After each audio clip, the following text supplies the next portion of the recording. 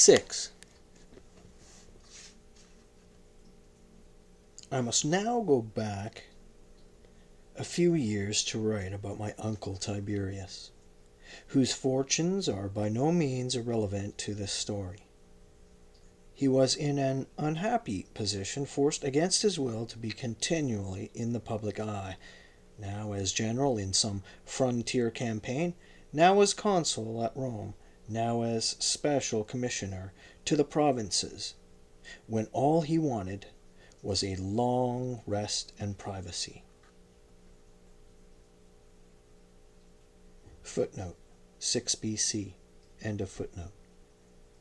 Public honors meant little to him, if only because they were awarded him, as he once complained to my father, rather as being chief errand boy to Augustus and Livia, than as one acting in his own right and on his own responsibility. Moreover, with the dignity of the imperial family to maintain, and Livia continually spying on him, he had to be very careful of his private morals. He had few friends, being, as I think I have said, of a suspicious, jealous, reserved, and melancholy temperament, and those rather hangers-on than friends, whom he treated with the cynical contempt that they deserved. And lastly, things had gone from bad to worse between him and Julia, since his marriage with her 5 years before. A boy had been born, but he had died, and then Tiberius had refused to sleep with her ever again, for 3 reasons. The first was that Julia was by now getting middle-aged and losing her slender figure. Tiberius preferred immature women, the more boyish the better, and Vespania had been a little wisp of a thing. The second was that Julia made passionate demands on him, which he was unwilling to meet, and that she used to become hysterical when he repulsed her. The third was that he found, after repulsing her, that she was revenging herself by finding gallants to give her what he withheld. Unfortunately, he could get no proof of Julia's infidelities apart from the evidence of slaves, for she managed things very carefully, and slave evidence was not good enough to offer Augustus as grounds for divorcing his beloved only daughter. Rather than tell her, he preferred to suffer in silence. It occurred to him that if he could once get away from Rome and Julia, the chances were that she would grow careless, and Augustus would eventually find out for himself about her behavior. His only chance of escape lay in another war breaking out somewhere on one of the frontiers, important enough for him to be sent there in command. But no signs of war appeared in any quarter, and besides, he was sick of fighting. He had succeeded my father in command of the German armies. Julia had insisted on accompanying him to the Rhine, and had now only been back in Rome for a few months. But Augustus had worked him like a slave ever since his return, giving him the difficult and unpleasant task of investigating the administration of workhouses and labor conditions generally in the poorer quarters of Rome. One day, in an unguarded moment, he had burst out to Livia, "Oh, mother, to be free for only a few months even from this intolerable life." She frightened him by making no answer and haughtily leaving the room, but later, in the same day, called him to her and surprised him by saying that she had decided to grant his wish and obtain temporary leave of retirement for him from Augustus. She took the decision partly because she wanted to put him under a debt of gratitude to her, and partly because she now knew about Julia's love affairs and had the same idea as Tiberius about giving her hope and letting her hang herself with it.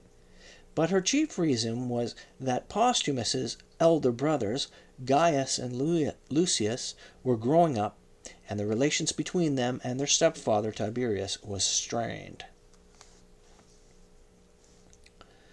Gaius, who was not a bad fellow at bottom, and neither was Lucius, had to some extent come to fill the place in Augustus's affections that Marcellus had once held. But he spoilt them both so shamelessly, in spite of Livia's warnings, that the wonder is that they did not turn out far worse than they did. They tended to behave insolently towards their elders, particularly men towards whom they knew Augustus would secretly like them to behave so, and to live with great extravagance. When Livia saw that it was useless trying to keep Augustus's nepotism in check, she changed her policy and encouraged him to make greater favorites of them than ever. By doing so, and letting them know she was doing so, she hoped to gain their confidence. She calculated, too, that if their self-importance was increased only a little more, would they forget themselves and try to seize the monarchy for themselves. Her spy system was excellent, and she would wind of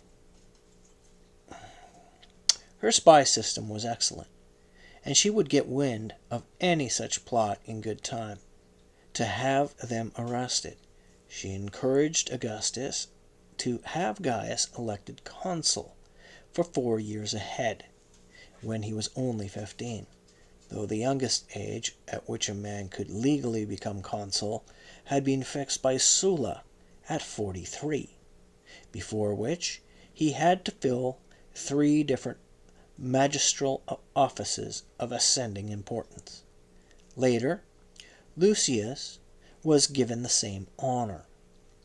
She also suggested that Augustus should present them to the Senate as leaders of the cadets.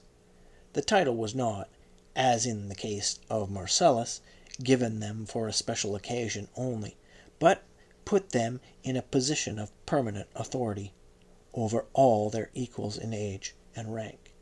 It seemed perfectly clear now that Augustus intended Gaius as his successor, so it was not to be wondered at that the same sort of young nobleman as had boasted the untried powers of young Marcellus against the ministerial and military reputation of the veteran Agrippa, now did the same for Agrippa's son, Gaius, against the veteran reputation of Tiberius, whom they subjected to many slights.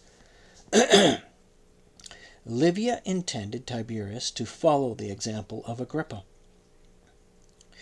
If he now retired, with so many victories and public honors to his credit, to some nearby Greek island, and left the political field clear for Gaius and Lucius, this would create a better impression and win him far more popular sympathy than if he stayed behind to dispute it.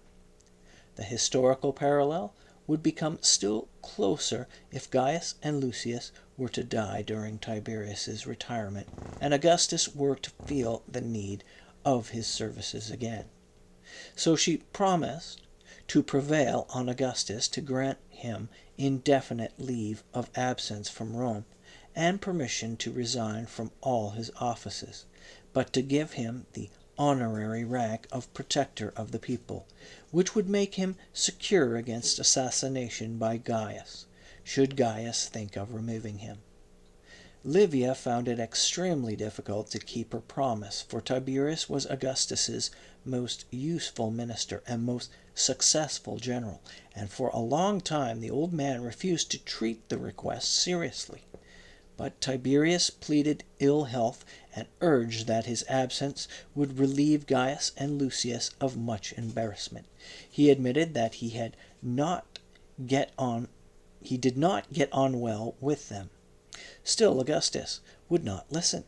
Gaius and Lucius were mere lads, totally inexperienced as yet in war or statecraft, and would be of no service to him at all should serious disturbances break out in the city. In the provinces or on the frontier, he realized perhaps for the first time that Tiberius was now his only stand in any such emergency. But he was irritated at having the realization forced on him. He refused Tiberius's request and said that he would listen to no arguments, since there was no help for it. Therefore Tiberius went to Julia and told her with studied brutality that their marriage had become such a farce that he could not bear to remain in the same house with her a day longer. He suggested that she should go to Augustus and complain that she had been ill-treated by her ruffianly husband and would not be happy until she had a divorce. Augustus, he said, was, for family reasons, unlikely worse luck to consent to the divorce, but would probably banish him from Rome. He was ready even to go into exile rather than continue to live with her.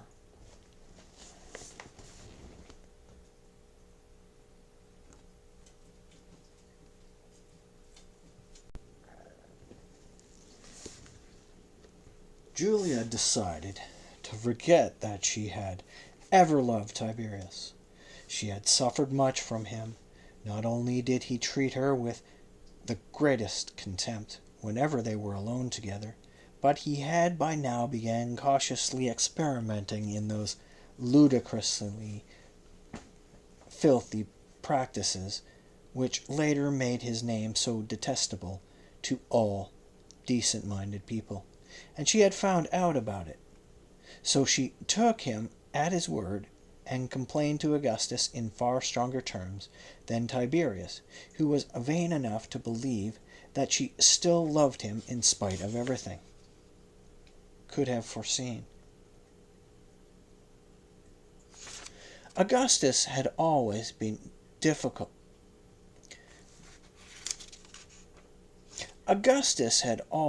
difficulty in concealing his dislike for Tiberius as a son-in-law, which had, of course, encouraged the Gaius faction, and now went storming up and down his study, calling Tiberius all the names that he could lay his tongue to. But he nevertheless reminded Julia that she had only herself to blame for her disappointment in a husband about whose character he had never failed to warn her. And much as he loved and pitied her, he could not dissolve the marriage. For his daughter and stepson to separate after a union that had been given such political importance would never do, and Livia would see the matter in the same light as himself, he was sure. So Julia begged that Tiberius should at least be sent away somewhere for a year or two, because at the moment she could not abide his presence within 100 miles of her. To this he eventually agreed, and a few days later Tiberius was on his way to the island of Rhodes, which he had long before this chosen as the ideal place for retirement. But Augustus, while granting him the rank of protector, at Livia's urgent insistence, had made it plain that if he never saw his face again, it would be no grief to him. Nobody but the principals in the curious drama knew why Tiberius was leaving Rome, and Livia used Augustus's unwillingness to discuss the matter publicly to Tiberius's advantage.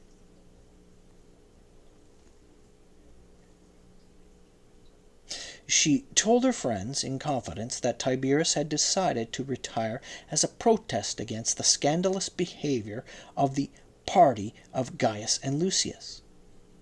She also said that Augustus had sympathized greatly with him, and had first refused to accept his resignation, promising to silence the offenders. Tiberius then insisted that he did not wish to make further bad blood between himself and his wife's sons, and had demonstrated the fixity of his purpose by going without food for 4 days. Livia kept up the farce by accompanying Tiberius to his ship at Ostia, the port of Rome, and beseeching him, in Augustus's name and her own, to reconsider his decision. She even arranged that all members of her immediate family, Tiberius's younger son Castor, and my mother, and Germanicus Livilla, and myself, should come along with her and increase the poignancy of the occasion by adding our pleas to hers. Julia did not appear, and her absence fitted well with the impression that Livia was trying to create, and she had been siding with her sons against her husband. It was a ridiculous but well-staged scene. My mother played up well, and the 3 children, who had been carefully coached, really spoke their parts as if they meant them. I was bewildered and dumb until Livilla gave me a good pinching, at which I burst into tears, and so did better than any of them. I was 4 years old when all this happened, and I had turned 12 before Augustus was reluctantly compelled to recall my uncle to Rome, the political situation having by then greatly changed. Now Julia deserves far greater sympathy than she has popularly won. She was, I believe, naturally a decent, good-hearted woman, though fond of pleasures and excitements, and the only one of my female relations who had a kindly word for me. I also believed that there were no grounds for the charges made against her many years later of infidelity to Agrippa while she was married to him. Certainly all her boys resembled him closely. The true story is as follows. In her widowhood, as I have related, she fell in love with Tiberius and persuaded Augustus to let her marry him. Tiberius, enraged at having to divorce his own wife for her sake, treated her very coldly. She was then imprudent enough to approach Livia, whom she feared but trusted, and ask her advice. Livia gave her a love philtre, which she was to drink, saying that within a year it would make her irresistible to her husband, and that she must take it once a month at full moon, and make certain prayers to Venus, saying nothing about it to a living soul, or the drug would lose its virtue and do her a great deal of harm.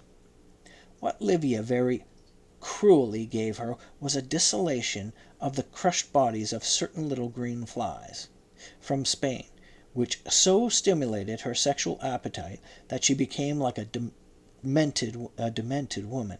I shall explain later how I came to learn all this. For a while, indeed, she fired Tiberius's appetite by the abandoned wantonness to which the drug drove her, against her natural modesty.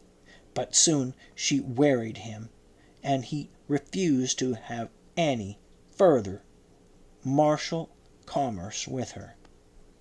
She was forced by the action of the drug, which I suppose became a habit with her, to satisfy her sexual cravings by adulterous intercourse with whatever young courtiers she could trust to behave with discretion. She did this in Rome, I mean. In Germany and France she seduced private soldiers of Tiberius's bodyguard, and even German slaves, threatening, if they hesitated, to accuse them of offering her familiarities, and to have them flogged to death. As she was still a fine-looking woman, they apparently did not hesitate long. After Tiberius's banishment, Julia grew careless, and all Rome soon came to know of her infidelities. Livia never said a word to Augustus, confident that in due time he would come to hear about them from some other quarter. But Augustus's blind love for Julia was a byword, and nobody dared to say anything to him. After a time it was generally assumed that he could no longer be ignorant, and that his condonation of her behavior was a further caution to silence. Julia's nocturnal orgies in the marketplace and on the oration platform itself had become a matter of grave public scandal, yet it was for 4 years before so much as a rumor reached Augustus. Then he heard the whole story from none other than her sons, Gaius and Lucius, who came together into his presence and angrily asked him how long he was going to permit himself and his grandchildren to be disgraced. They understood, they said, that regard for the family's good name had made him very patient with their mother, but surely there was a limit to his long suffering. Were they to wait until she presented them with a litter of many-fathered bastard brothers before any official notice was taken of her pranks? Augustus listened with horror and amazement, and for a long time could do no more than gape and move his lips. When he found his voice, it was to call in strangled tones for Livia. They repeated their story in their presence, and she pretended to sob, saying that it had been her greatest grief, these 3 years, that Augustus had deliberately shut his ears to speak to them. But it had been quite clear that he did not want to listen to a word she said. I was confident that you really knew all about it, and that the subject was too painful for you to discuss even with me. Augustus, weeping with his head between his hands, muttered that he had never heard the slightest whisper or entertained the faintest suspicion that his daughter was not the chastest woman at Rome. Livia asked, why then did he suppose that her son Tiberius had gone into exile? For love of exile? No, it was because he was unable to check the excesses of his wife, and yet was distressed that Augustus was condoning them, for so he believed, and since he did not wish to antagonize Gaius and Lucius, her sons, by asking Augustus for leave to divorce her, there was no course open for him but to withdraw decently from the scene. The talk about Tiberius was wasted on Augustus, who threw a fold of his robe over his head and groped his way to the passage leading to his bedroom, where he locked himself in and was seen by nobody, not even by Livia, for 4 whole days, during which time he took no food or drink nor any sleep. And what was still stronger proof, if any was required, of the violence of his grief, went all the time unshaved. Finally, he pulled the string, which ran through a hole in the wall, and tinkled a little silver bell in Livia's room. Livia came hurrying to him with a face of loving concern, and Augustus, not yet trusting his voice, wrote down on his wax tablet the single sentence in Greek, "Let her be banished for life, but do not tell me where." He handed Livia his seal ring so that she might write letters to the Senate by his authority recommending the banishment. This seal, by the way, was the great emerald cut with the helmeted head of Alexander the Great, from whose tomb it had been stolen, along with the sword and breastplate and other personal trappings of the hero. Livia insisted on this, using it in spite of his scruples. He realized how presumptuous it was, until one night she had a dream in which Alexander, frowning angrily, hacked off with his sword the finger on which he wore it. Then he had a seal of his own, a ruby from India, cut by the famous goldsmith, Dioscurides.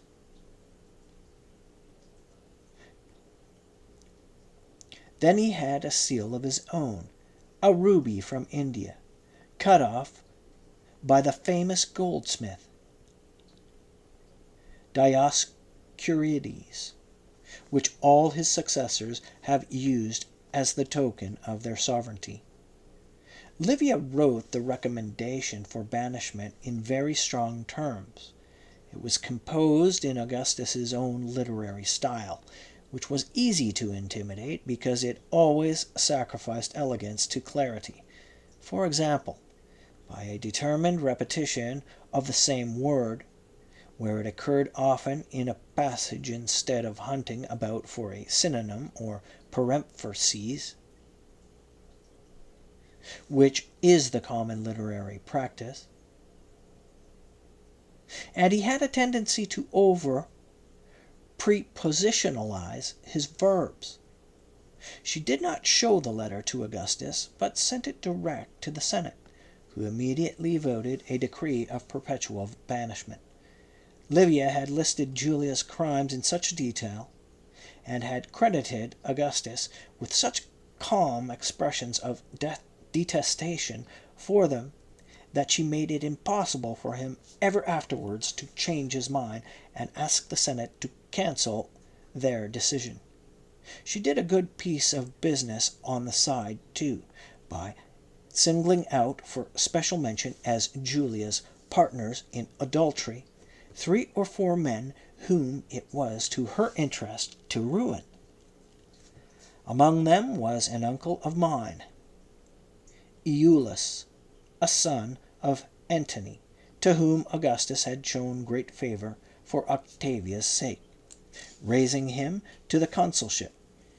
Livia, in naming him in her letter to the Senate, strongly emphasized the ingratitude that he had shown his benefactor, and hinted that he and Julia were conspiring together to seize the supreme power. Iulus committed suicide.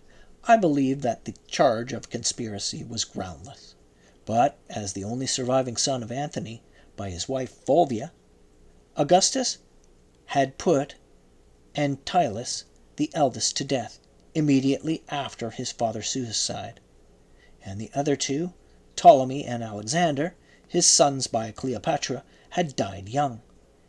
And as an ex-consul and the husband of Marcellus's sister, whom Agrippa had divorced, he seemed dangerous.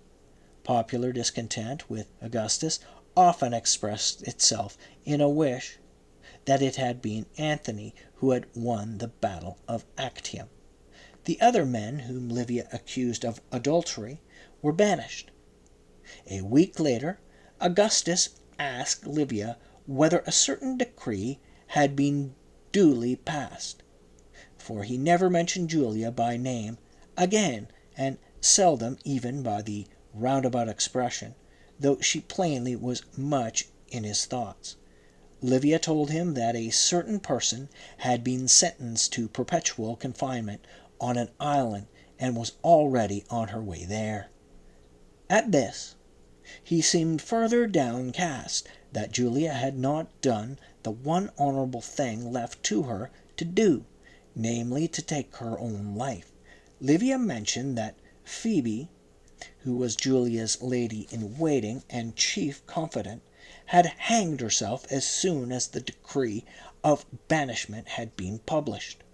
Augustus said, "I wish to God I had been Phoebe's father." He delayed his public appearance for a further fortnight. I well remember that dreadful month. We children were all, by Livia's orders, made to wear mourning and not allowed to play or make a noise or even smile.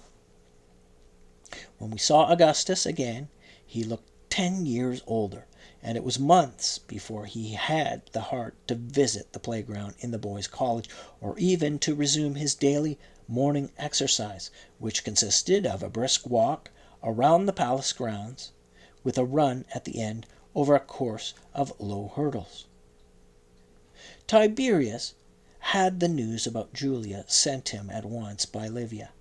At her prompting, he wrote 2 or 3 letters to Augustus, begging him to forgive Julia, and he did himself, and saying that, however badly she had behaved as a wife, he wished her to keep all the property that he had at any time made over to her. Augustus did not answer. He firmly believed that Tiberius's original coldness and cruelty to Julia, and the examples of immorality he had given her, were responsible for her moral degeneration. So far from recalling him from banishment, he refused even to renew his protectorate when it came to an end the following year. There is a soldier's marching ballad called the Three Griefs of Lord Augustus, composed in the rough, tragic-comic style of the camp, which was sung many years later by the regiments stationed in Germany.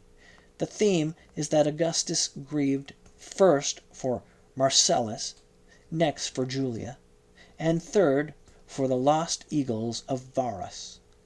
Deeply for Marcellus's death, more deeply for Julia's disgrace, but most deeply of all for the eagles, for with each eagle had vanished a whole regiment of Rome's bravest men. The ballad laments in a number of verse the unhappy fate of the 17th, 18th, and 19th regiments, which, when I was 19 years old, were ambushed and massacred by the Germans in a remote marshy forest, and tells how, after the news of this unparalleled disaster reached him, Lord Augustus kept knocking his head against the wall. The quote, Lord Augustus each time bawling as he fetched his head a crack, Varus, Varus, General Varus, give me my 3 eagles back. Lord Augustus tore his bedclothes, blankets, sheet, and counterpane. Varus, Varus, General Varus, give me my regiments back again. End of quote. The next verses say that he never afterwards formed new regiments under the numbers of the 3 destroyed, but kept the gap in the army list. He is made to swear that Marcellus's life and Julia's honor had been nothing to him by comparison with the life and honor of his soldiers, and that his spirit would have no more rest than a flea in an oven until all 3 eagles were recovered and safely laid in the capital. But though since then the Germans had been thrashed again and again in battle, nobody had been able to discover where the lost eagles were roosting. The cowards kept them so closely hidden. That was how the troops belittled Augustus's grief for Julia. But it is my opinion that for every hour he grieved for the eagles, he must have grieved a full month for her. He did not wish to know where she had been sent, because this would have meant that his mind would be continually turning there, and he would hardly be able to restrain himself from taking ship and visiting her. So it was easy for Livia to treat Julia with great revengefulness. She was not allowed wine, cosmetics, fine clothes, or luxuries of any sort, and her guard consisted of eunuchs and very old men. She was allowed no visitors, and was even set to work on a daily spinning task as her school-girl days. The island was off the Campanian coast. It was a very small one, and Livia purposely increased her sufferings by keeping the same guards there year after year without relief. They naturally blamed her for their banishment in that confined and unhealthy spot.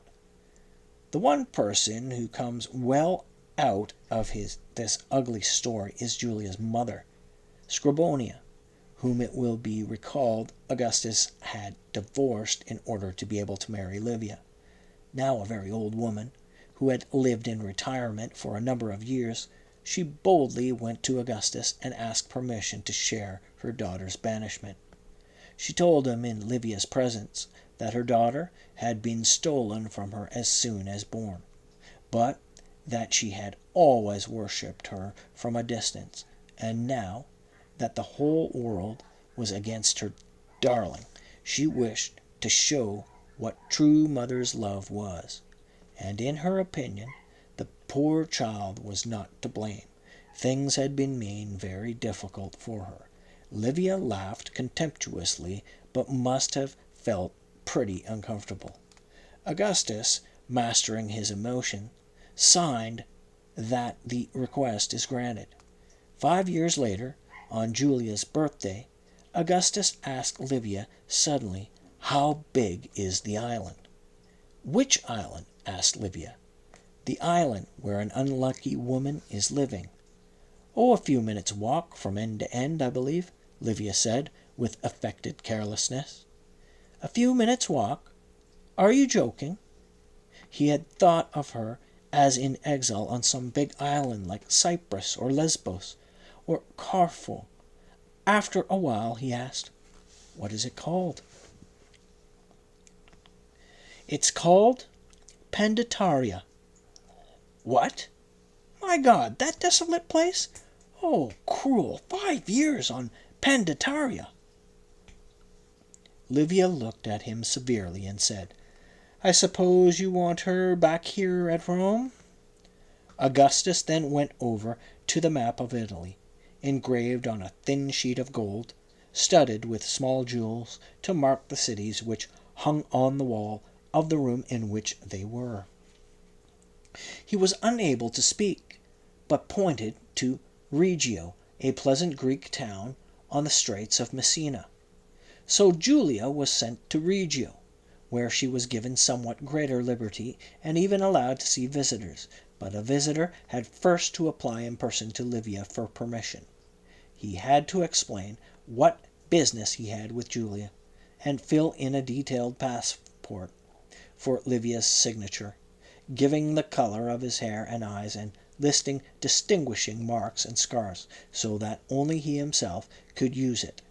Few cared to submit to these preliminaries. Julia's daughter, Agrippina, asked permission to go, but Livia refused out of consideration, she said, for Agrippina's morals.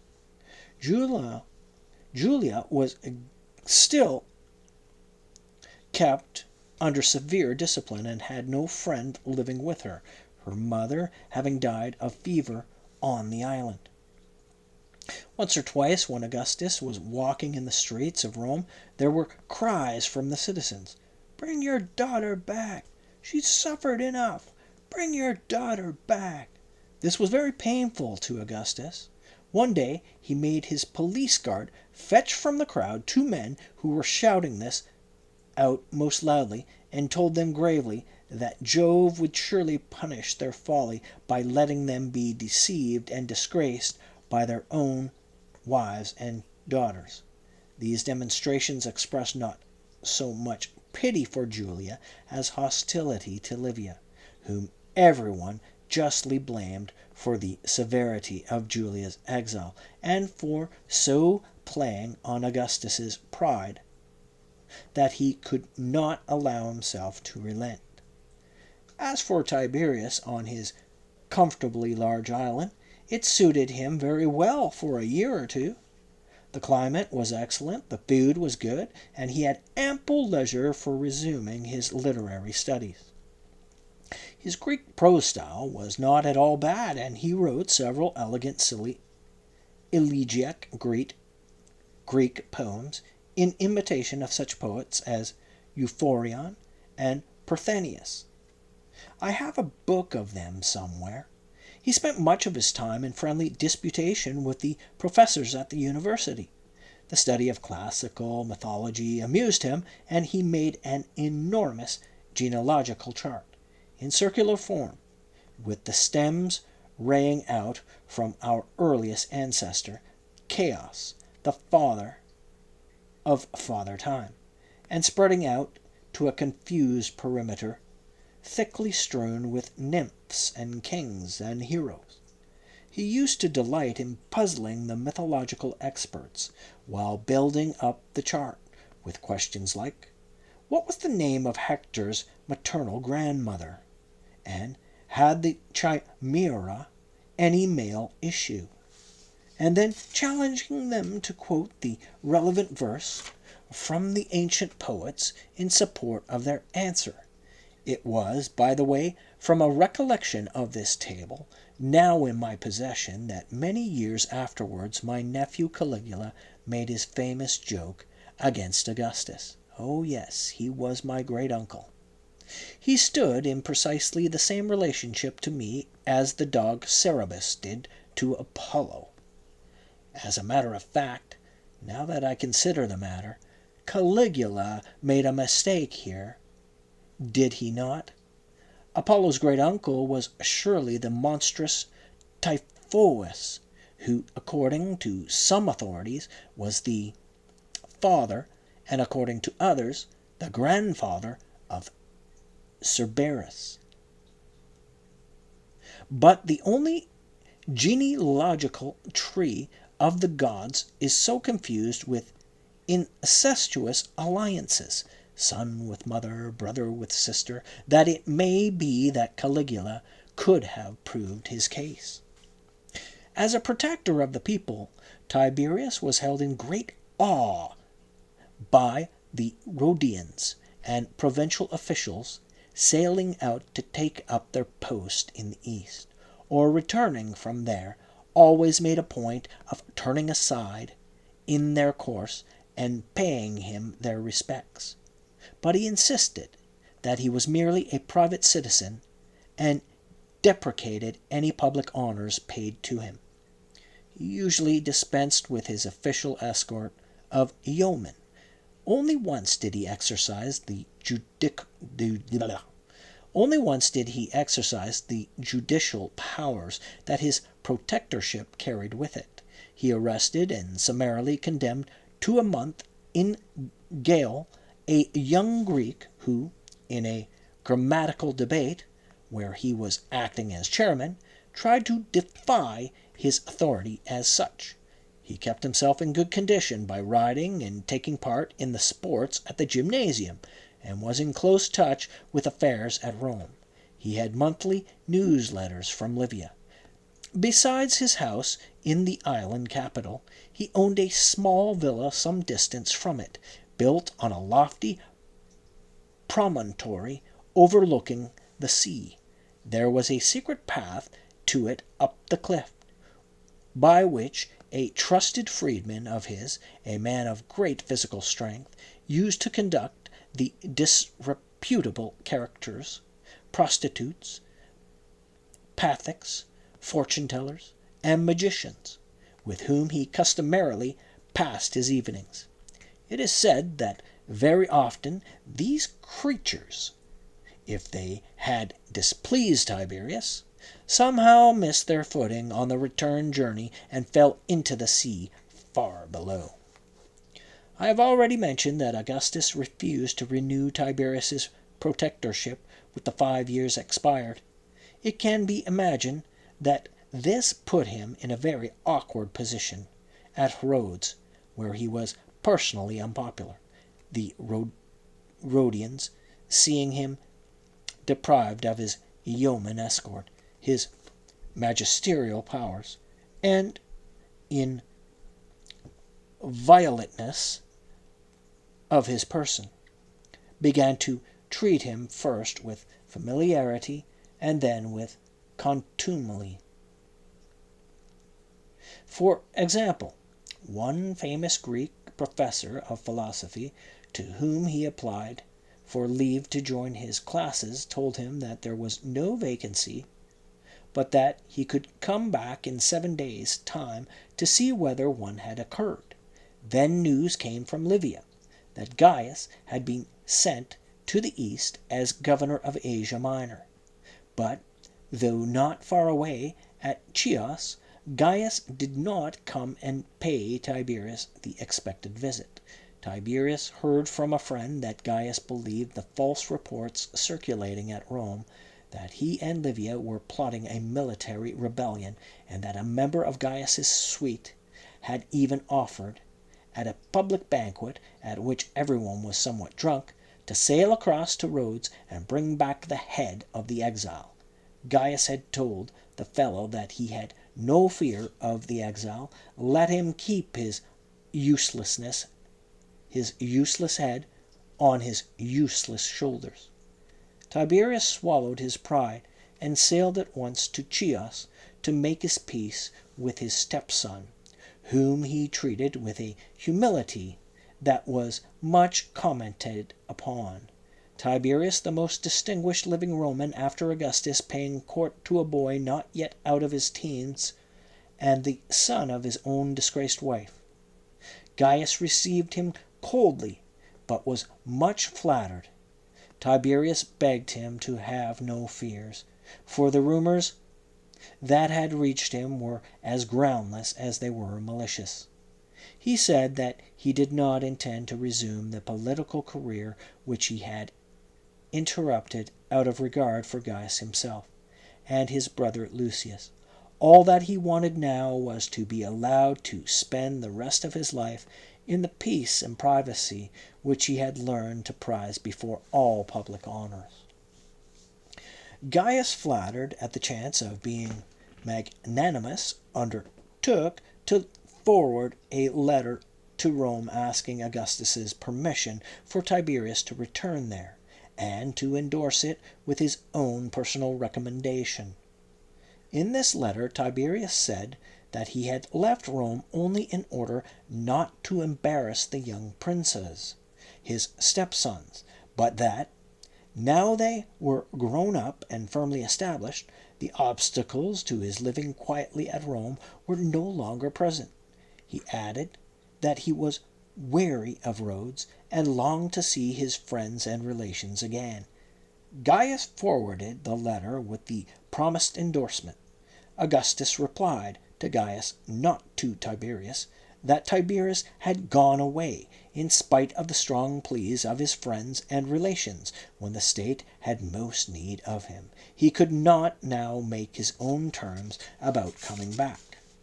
The contents of this letter became generally known, and Tiberius's anxiety increased. He had heard that the people of Nimes in France had overthrown the statues erected there in memory of his victories, and that Lucius too had now been given false information against him, which he was inclined to believe. He removed from the city and lived in a small house in a remote part of the island, only occasionally visiting his villa on the promontory. He no longer took any care of his physical condition or even of his personal appearance, rarely shaving and going about in dressing gown and slippers. He finally wrote a private letter to Livia, explaining his dangerous situation. He pledged himself, if she managed to secure permission for him to return, to be solely guided by her in everything so long as they both lived. He said that he addressed her not so much as his devoted mother, but as the true, though so far unacknowledged, helmsman of the ship of state. This was just what Livia wanted. She had purposely refrained hitherto from persuading Augustus to recall Tiberius. She wanted him to become as weary of inaction and public contumely as he had previously been of action and public honor. Footnote 2 A.D. End of footnote. She sent back a brief message to say that she had his letter safe and that it was a bargain. A few months later, Lucius died mysteriously at Marseilles on his way to Spain, and while Augustus was still stunned by the shock, Livia began working on his feelings by saying how much she had missed the support of her dear son Tiberius all these years, for whose return she had not until now ventured to plead. He had certainly done wrong, but had also certainly learned his lesson by now, and his private letters to her breathed the greatest devotion and loyalty to Augustus. Gaius, who had endorsed that petition for his return, would, she urged, need a trustworthy colleague now that his brother was dead. One evening a fortune-teller named Thrasyllus, by birth an Arab, came to Tiberius at his house on the promontory. He had been 2 or 3 times before and had made a number of very encouraging predictions, but none of these had yet been fulfilled. Tiberius, growing skeptical, told his freedman that if Thrasyllus did not entirely satisfy him this time, he was to lose his footing on his way down the cliff. When Thrasyllus arrived, the first thing that Tiberius said was, "What is the aspect of my stars today?" Thrasyllus sat down and made very complicated astrological calculations with a piece of charcoal on the top of a stone table. At last, he pronounced, "they are in most unusually favorable conjunction. The evil crisis of your life is now finally passing. Henceforth, you are to enjoy nothing but good fortune." "Excellent," said Tiberius dryly. "And now, what about your own?" Thrasyllus made another set of calculations, and then looked up in real or pretended terror. "Great heavens!" he exclaimed. "An appalling danger threatens me from air and water." "Any chance of circumventing it?" asked Tiberius. "I cannot say. If I could survive the next 12 hours, my fortune would be, in its degree, as happy even as yours. But nearly all the malevolent planets are in conjunction against me, and the dangers seems all but unavoidable. Only Venus can save me." "What was that you said just now about her? I forget." "That she is moving into Scorpio, which is your sign, portending a marvelously happy change in your fortunes. Let me venture a further deduction from this all-important movement. You are soon to be engrafted into the Julian house, which I need hardly remind you traces direct descent from Venus, the mother of Aeneas. Tiberius, my humble fate is curiously bound up with your illustrious one. If good news comes to you before dawn tomorrow, it is a sign that I have almost as many fortunate years before me as yourself." They were sitting out on the porch, and suddenly a wren, or some such small bird, hopped on Thrasyllus' knee, and, cocking its head on one side, began to chirp at him. Thrasyllus said to the bird, "Thank you, sister. It came only just in time." Then he turned to Tiberius. "Heaven be praised! That ship has good news for you, the bird says, and I am saved. The danger is averted." Tiberius sprang up and embraced Thrasyllus, confessing what his intentions had been. And sure enough, the ship carried imperial dispatches from Augustus informing Tiberius of Lucius's death, and saying that, in the circumstances, he was graciously permitted to return to Rome, though for the present only as a private citizen. As for Gaius, Augustus had been anxious that he should have no task assigned him for which he was not fitted, and that the East should remain quiet during his governorship. Unfortunately, the king of Armenia revolted, and the king of Parthia threatened to join forces with him, which put Augustus in a quandary. Though Gaius had shown himself an able peacetime governor, Augustus did not believe him capable of conducting so important a war as this, and he himself was too old to go campaigning, and had too many affairs to attend to at Rome besides.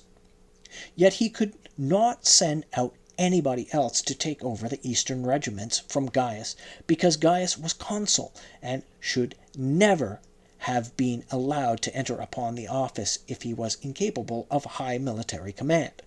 There was nothing to be done but to let Gaius be and hope for the best. Gaius was lucky at first. The danger from the Armenians was removed by an invasion of their eastern border by a wandering tribe of barbarians. The king of Armenia was killed while chasing them away. The king of Parthia, hearing of this, also of the large army that Gaius was getting together, then came to terms with him, to the great relief of Augustus. But Augustus's new nominee to the throne of Armenia, a Mede, was not acceptable to the Armenian nobles, and when Gaius had sent home his extra forces as no longer necessary, they declared war after all.